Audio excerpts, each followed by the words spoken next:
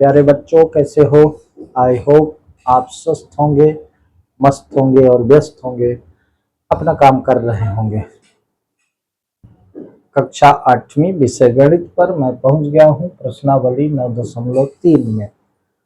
प्रश्नावली 9.2 में बेलन घन घनाभ के पृष्ठीय क्षेत्रफल से संबंधित सवाल थे। अब हम पहुंच गए हैं प्रश्नावली 9.3 में, जहां घन घनाभ और बेलन के आयतन से संबंधित प्रश्न है। तो जब मैं इस अध्याय को शुरू किया था तो आपके सामने मैंने ये सारी बात रखी थी, किस प्रकार से घन घनाभ और बेलन के पृष्ठीय क्षेत्रफल के सूत्र बनते हैं, फार्मूले बनते हैं, और किस प्रकार से आयतन के फार्मूले बनते हैं। तो मुझे पूरी आशा है आपने उस वीडियो को देखा होगा। अब आइए चलते हैं प्रश्नावली 9.3 में, जहां पर घन घनाभ और बेलन के आयतन से रिलेटेड प्रश्न है। ठीक है, तो आइए पढ़ते हैं पहला प्रश्न। पहला प्रश्न दिया है आपको एक बेलनाकार टैंक दिया हुआ है। निम्नलिखित में से किस स्थिति में आप उसका पृष्ठीय क्षेत्रफल ज्ञात करेंगे और किस स्थिति में आयतन? ठीक है, आप प्रश्न पढ़ेंगे तो बात समझ में आएगी कि यहाँ एक बेलनाकार टैंक दिया गया है। तो बेलनाकार टैंक का निम्नलिखित में से किस स्थिति में आप उसका पृष्ठीय क्षेत्रफल ज्ञात करेंगे और किस स्थिति में उसका आयतन ज्ञात करेंगे? ठीक है, तो कोई बेलनाकार टैंक दिया गया है तो उसमें 3 स्थितियां दी गई हैं। उन तीनों स्थितियों में किस स्थिति में आप उसका आयतन ज्ञात करेंगे और किस स्थिति में आप उसका पृष्ठीय क्षेत्रफल ज्ञात करेंगे। तो पहला दिया गया है यह ज्ञात करने के लिए कि इसमें कितना पानी रखा जा सकता है। किसी बेलन में कितना पानी रखा जा सकता है, इसके लिए हम उस बेलन का आयतन ज्ञात करेंगे कि पृष्ठीय क्षेत्रफल ज्ञात करेंगे। तो इसका उत्तर है हम उसका आयतन ज्ञात। किसी भी बेलनाकार टैंक में, बर्तन में कितनी मात्रा में उसमें कोई चीज रखी जा सकती है, पानी रखा जा सकता है, दूध रखा जा सकता है, तो ये ज्ञात करने के लिए हमको उसका आयतन ज्ञात करना पड़ेगा। क्योंकि आयतन की परिभाषा है कोई भी वस्तु जितना स्थान घेरती है वो उसका आयतन कहलाता है। तो ये बेलनाकार अगर कोई टैंक है या कि बर्तन है तो इसमें कितना पानी आएगा, कितना दूध आएगा, ये पूरा भर जाए, तो पहले स्थिति में हम उसका आयतन ज्ञात करेंगे, है ना। तो प्रश्न क्रमांक 1 के पहले में क्या होगा? प्रश्न क्रमांक 1 के पहले में उत्तर होगा आयतन हमको ज्ञात करना है। क्यों आयतन ज्ञात करना है? क्योंकि लिखा है एक बेलनाकार टैंक है, तो यह ज्ञात करने के लिए कि इसमें कितना पानी रखा जा सकता है। तो किसी बेलनाकार टैंक में उतना पानी रखा जा सकता है जितना उसका आयतन होगा। तो पहले में हमको प्रश्न क्रमांक 1 के पहले में हमको आयतन ज्ञात करना पड़ेगा। दूसरी स्थिति, इसका प्लास्टर करने के लिए वांछित सीमेंट बोरियों की संख्या। अब बेलनाकार कोई टैंक है तो इसका जब हम प्लास्टर करेंगे तो जाहिर सी बात है उसके हम पृष्ठीय क्षेत्रफल में प्लास्टर करेंगे तो उसका पृष्ठीय क्षेत्रफल ज्ञात करना पड़ेगा। तो प्रश्न क्रमांक 1 के दूसरे में है पृष्ठीय क्षेत्रफल। पृष्ठीय क्षेत्रफल बात समझ में आती होगी, क्योंकि उसके पृष्ठ में हम प्लास्टर करेंगे तो पृष्ठीय क्षेत्रफल हमें ज्ञात करना होगा, ये जानने के लिए कितने बोरी सीमेंट लगी, है ना। और तीसरा है इसमें भरे पानी से भरे जाने वाले, इसमें भरे पानी से भरे जाने वाले छोटे टैंकों की संख्या। अब एक कोई बड़ा टैंक है, उसमें पानी भरा हुआ है पूरा, उस टैंक से छोटे टैंक में अगर हम पानी भर भर के रखेंगे तो उन छोटे टैंकों की संख्या, तो पानी भरा है, छोटे टैंक में भरा जाएगा तो कई छोटे टैंक भरे जाएंगे तब उनकी संख्या ज्ञात होगी। ठीक है। तो ये ज्ञात करने के लिए पुनः हमको आयतन ही ज्ञात करना पड़ेगा, तो आयतन ही ज्ञात करना पड़ेगा। तो प्रश्न क्रमांक 1 में सिर्फ ये बताना है, 3 स्थितियां दी गई हैं, तीनों स्थितियों के बारे में ये बताना है कि किसमें हमें आयतन ज्ञात करना है, किसमें पृष्ठीय क्षेत्रफल ज्ञात करना है और किस स्थिति में आयतन। तो पहले में आयतन ज्ञात करना है, दूसरे में पृष्ठीय क्षेत्रफल और तीसरे में भी हमको आयतन ज्ञात करना पड़ेगा। तभी ना हम जानेंगे कि उस पूरे भरे हुए टैंक से, जो पानी से भरा है, उससे छोटे छोटे कितने टैंक भरे जा सकते हैं। तो ये आयतन की बात है, ठीक है। तो प्रश्न क्रमांक 1 में सिर्फ इतनी सी बात है। आइए चलते हैं प्रश्न क्रमांक 2 में। अब आपको बता दें, प्रश्न क्रमांक 2 में 2 बेलन दिए गए हैं। तो उन बेलन की ऊंचाई दी गई है और उनके व्यास माने बेस का व्यास दिया गया है। प्रश्न क्रमांक 2, यहाँ 2 तरह के बेलन बने हुए हैं। एक बेलन बना हुआ है इस प्रकार से, जिसकी ऊंचाई यहाँ 14 दी गई है और ये पूरा व्यास दिया गया है 7, ठीक है। और एक बेलन है आपका इस प्रकार से, ये बेलन है इस प्रकार से, इसकी ऊंचाई 7 है और इसका जो बेस का व्यास है वो है 14 सेंटीमीटर। ये दिया गया है 14 सेंटीमीटर, ठीक है। ये व्यास ए, ये बेलन ए है, ये बेलन बी है, ऐसा आपकी किताब के चित्र में दिया गया। अब बताना ये है कि इसका आयतन ज्यादा है कि इसका आयतन ज्यादा है, इसका पृष्ठीय क्षेत्रफल ज्यादा है कि इसका ज्यादा है। कहा गया कि बिना आयतन ज्ञात करे आप बताएं, तो देखने में इसी का आयतन ज्यादा लगता है, इसी का पृष्ठीय क्षेत्रफल भी ज्यादा लगता है देखने पर।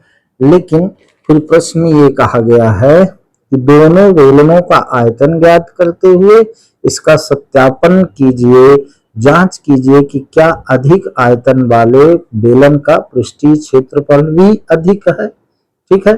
तो बेलन ए का व्यास दिया गया है 7 सेंटीमीटर, ऊंचाई दी गई है 14 सेंटीमीटर, और बेलन बी का व्यास दिया गया है 14 सेंटीमीटर और ऊंचाई दी गई है 7 सेंटीमीटर, जस्ट अपोजिट, ठीक है। तो ये बताना है कि इन दोनों में से आयतन किसका ज्यादा है। हमें ये भी पता लगाना है कि क्या जिसका आयतन ज्यादा है उसका पृष्ठीय क्षेत्रफल भी ज्यादा होगा। तो जाहिर सी बात है कि इन दोनों बेलनों को हमको आयतन भी ज्ञात करना पड़ेगा, पृष्ठीय क्षेत्रफल भी ज्ञात करना पड़ेगा, है ना। तो यहाँ प्रश्न क्रमांक 2 का हल हम करना शुरू कर रहे हैं। तो दिया है क्या बेलन ए की ऊंचाई बेलन ई की ऊंचाई हम L1 मान ले और H1 मान ले, क्योंकि दोनों H1 हम मान लिए, तो यहाँ ऊंचाई 14 सेंटीमीटर दी गई, ठीक है। और व्यास यानी कि व्यास को हम D से लिखते हैं, D1 मान लें, तो वो दिया गया है 7 सेंटीमीटर। तो इसकी R1 माने त्रिज्या हो जाएगी 7/2 सेंटीमीटर, ठीक है। यहाँ समझिएगा, कई बार ये बताया भी गया है कि किसी भी वृत्त का, बेलन का जो बेस होता है, जो शीर्ष होता है, वो वृत्ताकार होता है। तो किसी वृत्त का व्यास उसके त्रिज्या का दुगुना होता है, ऐसा कह सकते हैं कि व्यास का आधा उसकी त्रिज्या होती है। क्योंकि यहाँ पहले बेलन ए का व्यास 7 सेंटीमीटर दिया है, इसलिए R1 चूंकि 2 है तो R नहीं मानेंगे, इसका R1 त्रिज्या मान लेंगे, इसका R2, इसका D1 व्यास मान लेंगे, इसका D2 और इसका H1 हाइट ऊंचाई मान लेंगे, इसका H2, ठीक है। तो यहाँ पर व्यास दी गई है तो व्यास का आधा ये त्रिज्या हो गया। अतः अतः बेलन ए का आयतन, ए का आयतन बराबर आपका हो गया पाई, आर स्क्वायर होता है तो R1 स्क्वायर H1 ऐसा हम लिख देंगे।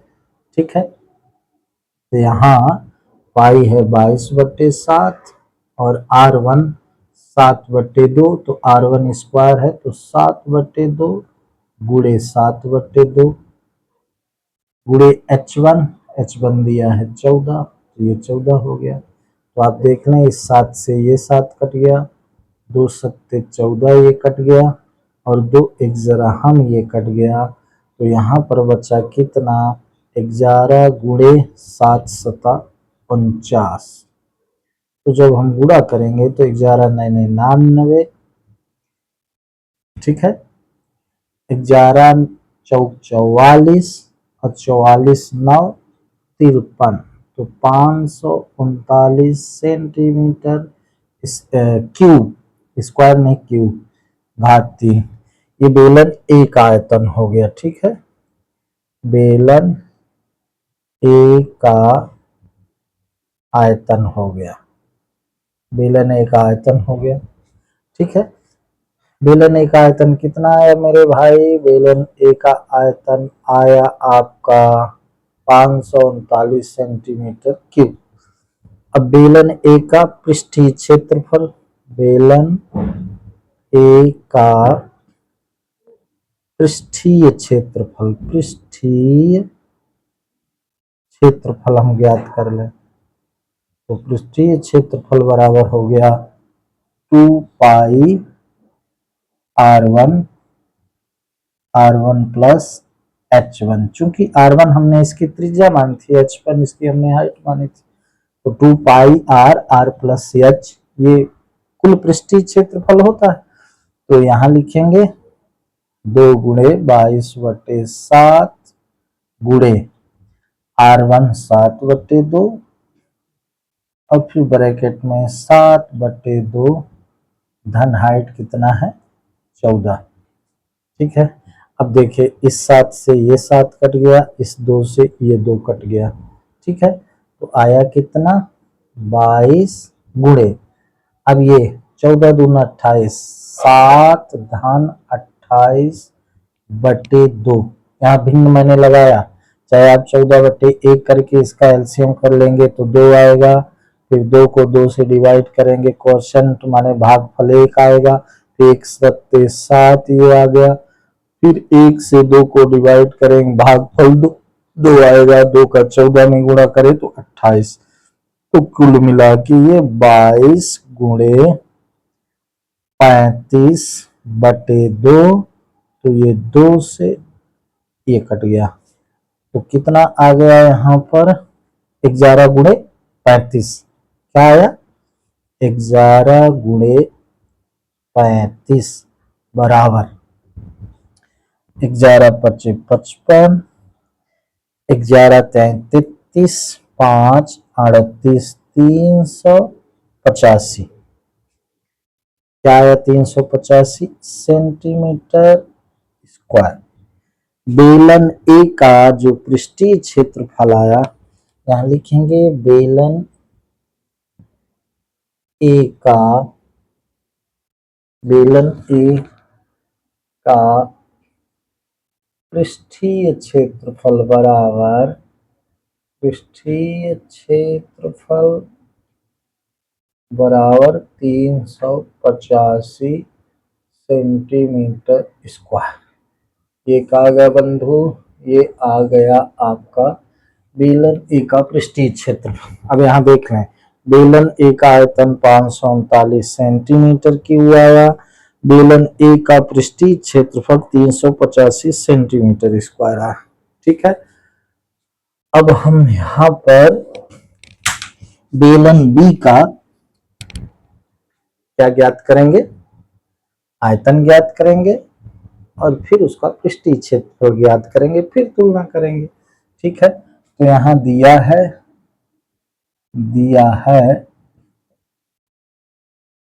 क्या दिया है, इसका बेलन बी की ऊंचाई, बेलन बी की ऊंचाई H2 दिया है कितना, ये 7 सेंटीमीटर, 7 सेंटीमीटर, और उसका व्यास दिया है, व्यास कहें तो उसको D2 कहें, दिया है 14, तो R2 हो गया 14/2 सेंटीमीटर।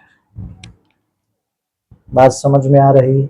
ये बेलन बी का यहाँ हाइट H2 हम माने हैं 7 सेंटीमीटर, ये चूंकि इसका व्यास 14 दिया है इसलिए R2 इसकी त्रिज्या 14/2 होगी।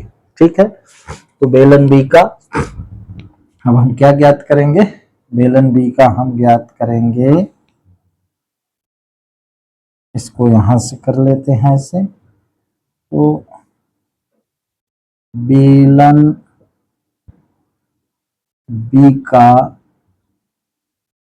आयतन, तो बेलन बी का आयतन बराबर हो गया पाई R2 स्क्वायर H2, तो पाई है 22/7, R2 14/2, तो 2 7 14, तो 7 सेंटीमीटर हो गया। ठीक है, 14/2 था तो 2 7 14 हम काट देंगे, तो R2 स्क्वायर यानी 7 × 7, H2 क्या है 7 ही, ये 7 से 7 कट गया, तो यहाँ पर 22 × 49 हो गया। ठीक है, इसका जब हम गुणा करेंगे तो 49 में हम 22 का गुणा कर लेते हैं, 2 9 18, 2 चौको 8 1 9, 2 9 18, 2 चौको 8 1 9, 8 8 दूनी 16 17, 9 8 17, 9 1 10, तो क्या है 1078 सेंटीमीटर क्यूब। ये क्या आया, आयतन आया, किसका आयतन आया, बेलन बी का आयतन आया इतना। ठीक, ये बेलन बी का आयतन हो गया। अब बेलन बी का पृष्ठीय क्षेत्रफल हम ज्ञात कर लेंगे। ठीक है, बेलन बी का पृष्ठीय क्षेत्रफल बराबर 2 पाई R2 प्लस H2, चूंकि 2 पाई R प्लस से H होता है। ठीक है, तो ये कितना हो गया 2 पाई 22/7, पाई का मान R2 कितना है 7 है, इंटू R2 7 धन H2 भी 7, H2 माने का है तो हाइट, तो ये देखें 7 से 7 कट गया, ये 22 दूनी 44 हो गया, गुणे 7 दूनी 14 हो गया, तो ये हो गया 14 चौको 56, 14 चौको 56, 5 61 सेंटीमीटर स्क्वायर। तो अब देखें ये क्या आ गया, बेलन बी का, ये आ गया आपका बेलन बी का पृष्ठीय क्षेत्रफल, पृष्ठीय क्षेत्रफल आपका आ गया, कितना आ गया 616 सेंटीमीटर स्क्वायर, है ना।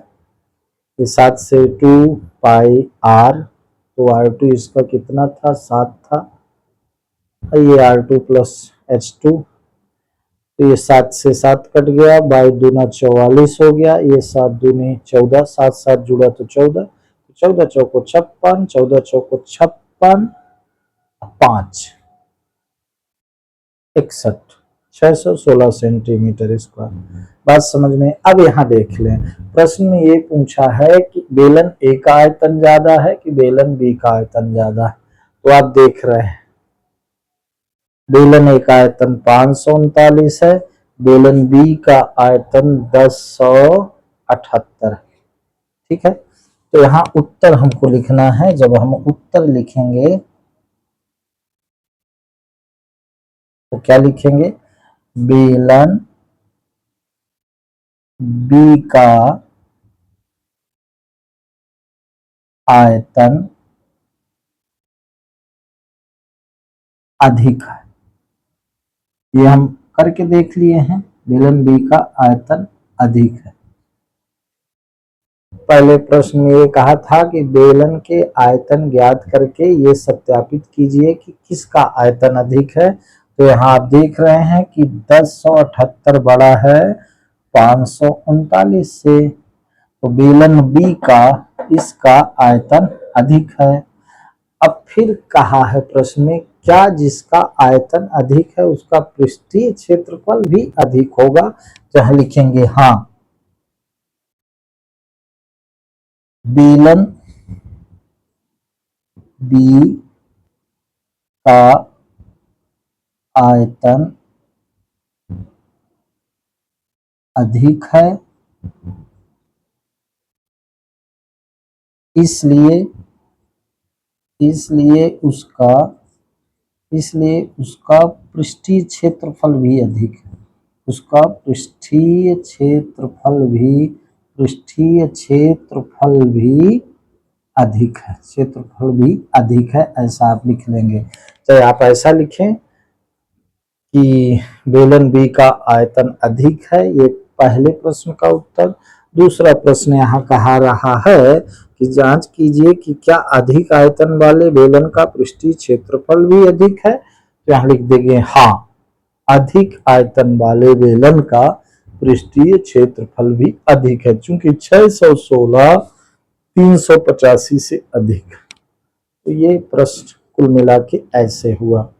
तो ये आपके समझ में आया होगा, मुझे ऐसा लगता है। ठीक है, यहाँ थोड़ा सा ध्यान देना पड़ता है कि कौन चीज दी गई है, किससे कौन कटा, ये सब थोड़ा सा ध्यान देंगे।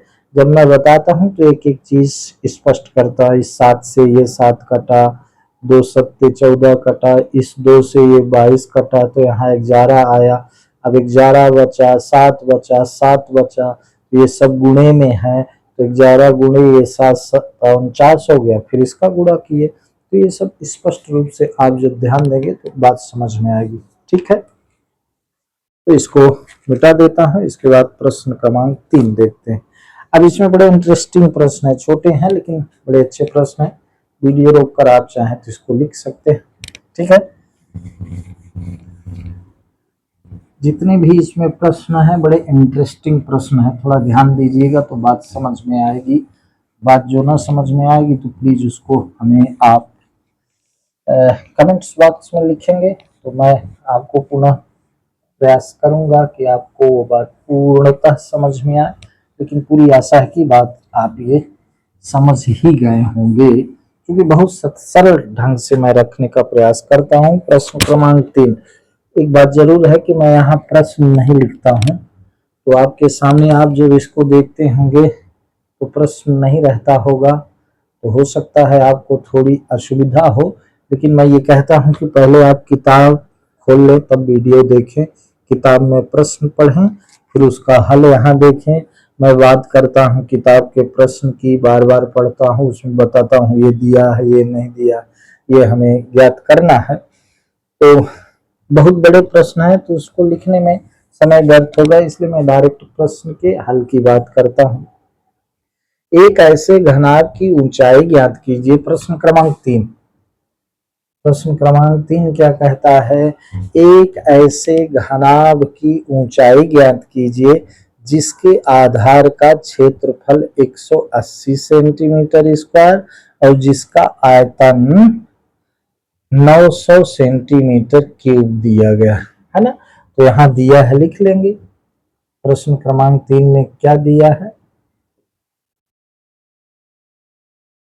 दिया है घनाभ के आधार का क्षेत्रफल दिया है। क्या दिया है? घनाभ के आधार का क्षेत्रफल बराबर क्या दिया है, 180 सेंटीमीटर स्क्वायर। ठीक है, घनाभ के आधार का क्षेत्रफल। अब मैं यहाँ आपको एक चीज बता दूं, ये घनाभ ही है, ये पुस्तक भी घनाभाकार, आधार ये है, तो ये कैसा है, ये आयताकार है।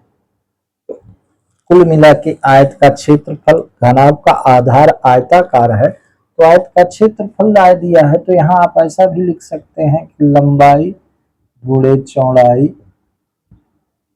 बराबर, घनाभ का आधार आयताकार होता है, तो आयताकार पृष्ठ का क्षेत्रफल लंबाई गुणे चौड़ाई बराबर 180 सेंटीमीटर स्क्वायर, ये दिया गया।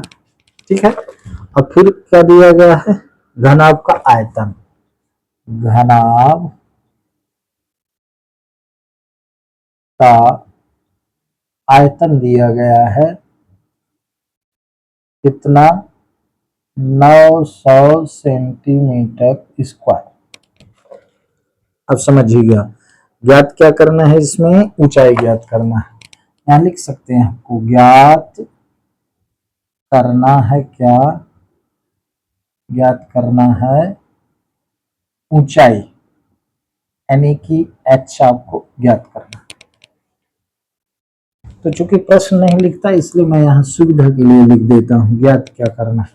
अब आप देखें, चूंकि घनाभ का आयतन बराबर 900 सेंटीमीटर स्क्वायर दिया है, घनाभ का आयतन क्या होता है, L into B into H, घनाभ का आयतन ये होता है, बराबर ये 900 सेंटीमीटर स्क्वायर दिया गया। अब समझिएगा, यही थोड़ा समझ लेना है, अभी 1 मिनट में ये प्रश्न हल हो जाएगा। अब देखिए, L गुणे बी, लंबाई गुणे चौड़ाई 180 सेंटीमीटर दिया, तो L गुणे बी के स्थान पर हम 180 गुणे एच, L गुणे बी, L होता है लेंथ लंबाई, B होता है बेस चौड़ाई, तो लंबाई गुणे चौड़ाई, लंबाई गुणे चौड़ाई 180 दिया है, इसके स्थान पर हमने ये लिख लिया, और एच ये बराबर ये 900 हो गया सेंटीमीटर स्क्वायर। तो अब एच बराबर हम 900 बटे 180 लिख सकते हैं, 0 से 0 कटा, 18 पंचे 90, कुल मिला के एच आ गया 5 सेंटीमीटर, यानी उत्तर आपका क्या हो गया, ऊंचाई बराबर 5 सेंटीमीटर। क्लियर, ध्यान देना है, प्रश्न बड़ा मीठा प्रश्न है। एक ऐसे घनाभ की ऊंचाई, तीसरा प्रश्न उसी को दोहरा रहा, एक ऐसे घनाभ की ऊंचाई ज्ञात कीजिए जिसके आधार का क्षेत्रफल 180 सेंटीमीटर है। तो घनाभ के आधार का क्षेत्रफल 180 सेंटीमीटर दिया गया है, और घनाभ का आधार आयताकार होता है, तो उस आयत का एक प्रकार से क्षेत्रफल दिया है, तो आयत का क्षेत्रफल लंबाई गुणे चौड़ाई होता है, तो लंबाई गुणे चौड़ाई बराबर 180 सेंटीमीटर दिया, और फिर घनाभ का आयतन दिया है 900 सेंटीमीटर, ऊंचाई ज्ञात करनी। तो घनाभ का आयतन का फार्मूला होता है लंबाई गुणे चौड़ाई गुणे ऊंचाई बराबर 900 सेंटीमीटर, तो लंबाई गुणे चौड़ाई 180 दिया है, तो L इंटू बी के स्थान पर 180 लिख लिया, ये एच है बराबर ये, तो एच बराबर ये नीचे चला गया 18 पंचे 90, ऊंचाई 500 मीटर आ गई मेरे बंधु। तो ये प्रश्न छोटा सा है लेकिन परीक्षा के लिए इंपॉर्टेंट है, आपके समझ में आया होगा पूरी आशा है। चलिए इसको मिटा देते हैं, इसके बाद आ जाते हैं प्रश्न क्रमांक 4 में। वो भी प्रश्न बिल्कुल छोटा सा है लेकिन इंटरेस्टिंग है। प्रश्न क्रमांक 4 में दिया गया है कि एक घनाभ है जिसकी लंबाई चौड़ाई ऊंचाई दी गई है।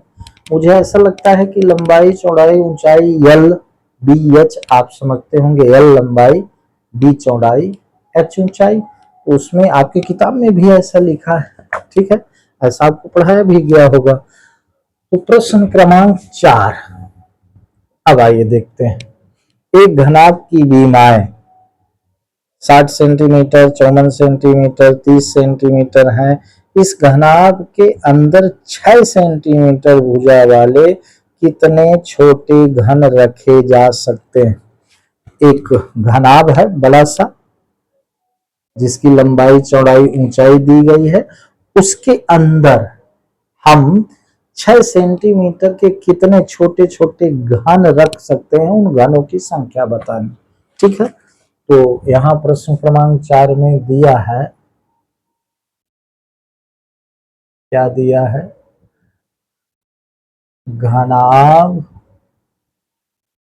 की लंबाई, जिसको हम यल कहते हैं, तो लंबाई दी गई है 60 सेंटीमीटर और चौड़ाई दी गई है आपकी, जिसको हम बी कहते हैं, चौड़ाई दी गई है 54 सेंटीमीटर और ऊंचाई दी गई है, जिसको हम एच कहते हैं, 30 सेंटीमीटर। ठीक है, और घन का दिया है, घन की यहाँ क्या दी गई है? घन के अंदर 6 सेंटीमीटर, घन की भुजा, अब घन की तीनों भुजा बराबर होती है, तो उसको चाहे जो मान ले, लंबाई चौड़ाई ऊंचाई सब बराबर होती है, तो वो दिया है कितना? 6 सेंटीमीटर। प्रश्न को समझिएगा, प्रश्न कहता है एक घनाभ है जिसकी लंबाई चौड़ाई ऊंचाई ये है, उसमें 6 सेंटीमीटर भुजा वाले कितने घन उसके अंदर आ सकते हैं?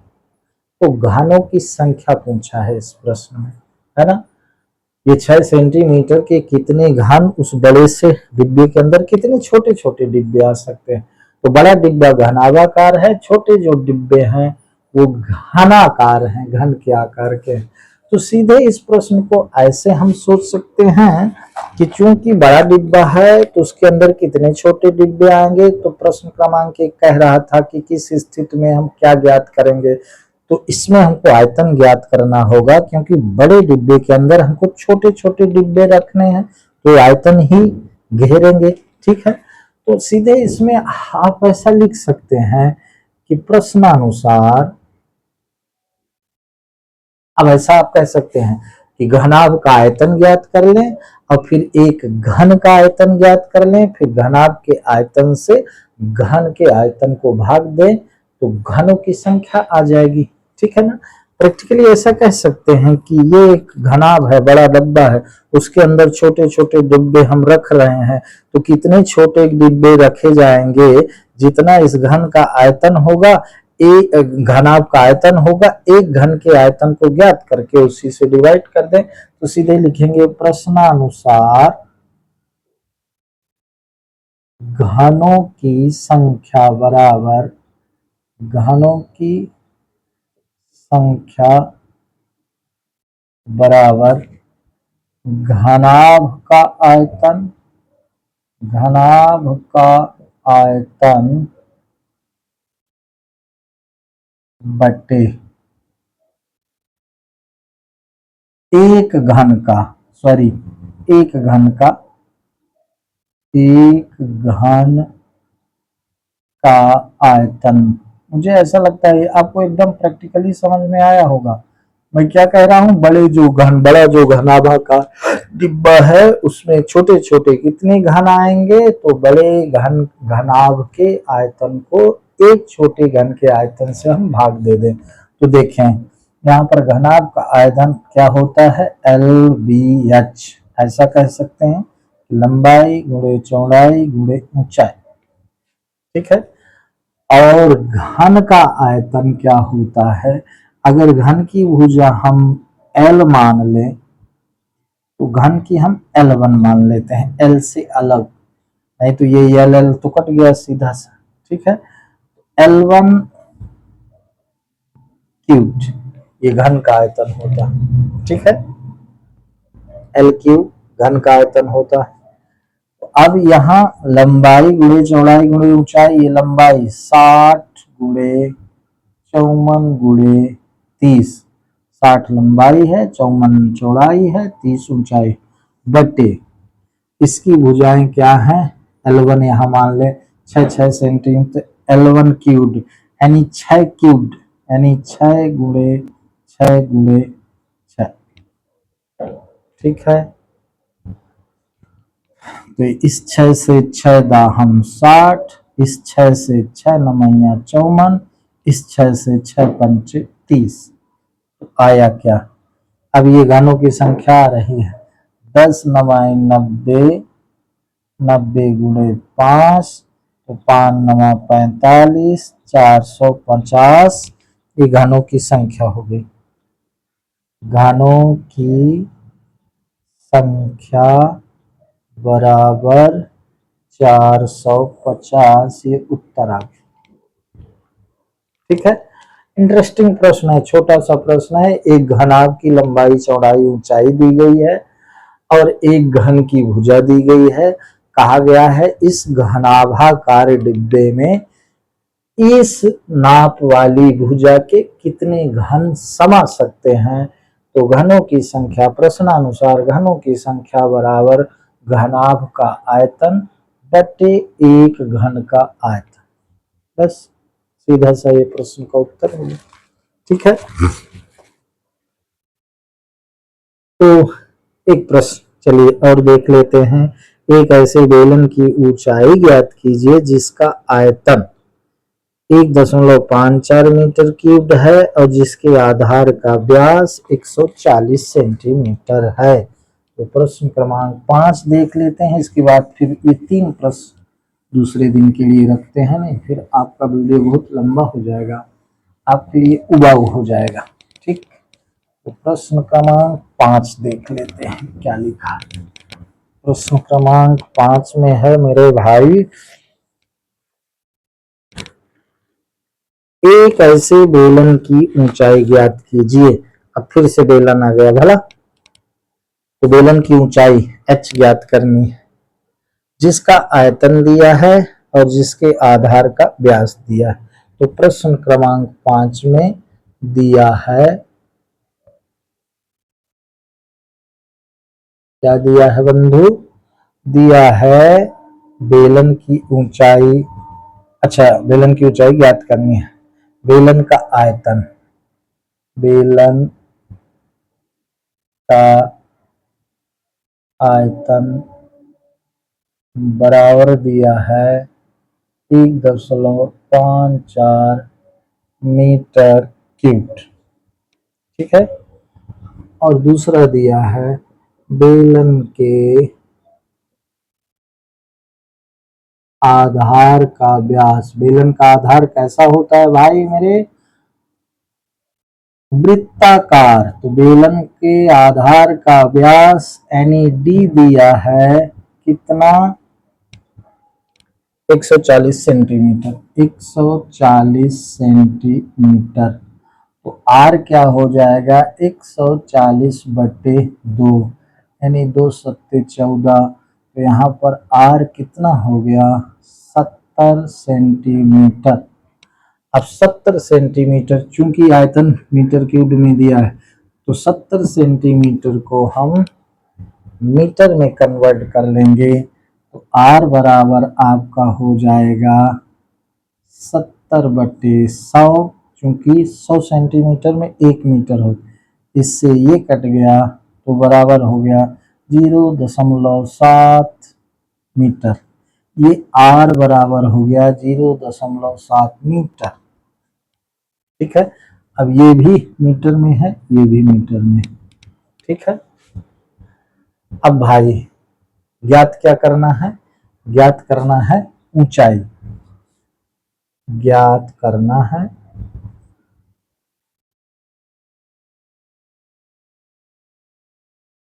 बेलन की ऊंचाई h। बेलन की ऊंचाई h ज्ञात करना।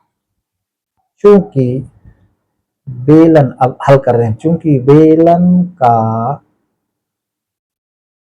आयतन बराबर 1.54 मीटर क्यूब ये दिया, तो बेलन का आयतन का फार्मूला होता है पाई आर स्क्वायर एच बराबर 1.54 मीटर क्यूब। अब लिखे चाहे नहीं लिखे, ये मीटर क्यूब लास्ट में यूनिट लिखे।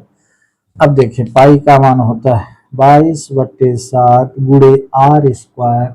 आर दिया है 0.7 गुणे 0.7 गुणे एच। एच नहीं दिया है, ज्ञात करना है, और 1.54 ध्यान देंगे। एच हमें ज्ञात करना है। पाई का मान 22/7, आर वो मीटर में 0.7, आर स्क्वायर 0.7 गुणे 0, आर स्क्वायर है ना, आर आर गुणे आर, आर स्क्वायर, इसलिए लिखा। अब देखें इसको जब हम 7 से काटेंगे तो आ जाएगा 0.1, 7 एकम 7, ठीक है। अब 0.7 का 0.1 में गुणा करेंगे तो ये हो गया 22 गुणे 0.7 का 0.7 का नम 7, तो 0.07 हो जाएगा गुणे एच बराबर 1.54।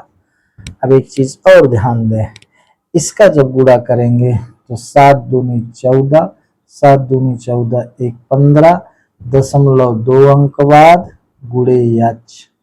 मैं एकदम सरल से सरल तरीके से बताने का प्रयास करता हूँ, ठीक।